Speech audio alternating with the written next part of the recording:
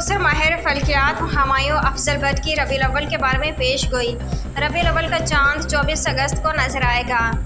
यकम रबीउल अव्वल 25 अगस्त बरोज़ पीर को होगी। जश्न ईद मिलादुन्नबी 6 सितंबर बरोज़ जुमा को होगी।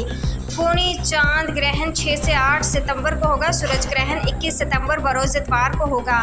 रबीउल अव्वल 1447 हिजरी का चांद 24 अगस्त को नजर आएगा। यकम रबीउल अव्वल 25 अगस्त बरोज़ पीर को होगी। ईद मिलादुन्नबी 5 सितंबर बरोज़ जुमा को होगी। पूर्णी चांद ग्रहण का आगाज़ पाकिस्तानी मायारी वक्त के मुताबिक 7 सितंबर की रात 9:17 पर शुरू होगा। 8 सितंबर की रात 1 बजे ख़त्म होगा।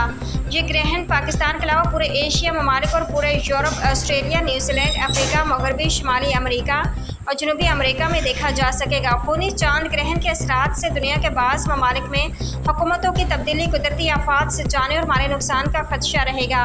किसी अहम सियासी शख्सियत की अचानक मौत वाक़ हो सकती है। सूरज ग्रहण पाकिस्तानी मायारी वक्त के मुताबिक 21 सितंबर को रात 9:30 पर शुरू होगा और 3 बजे रात तक ग्रहण ख़त्म होगा। पाकिस्तान में सूरज ग्रहण नज़र नहीं आएगा।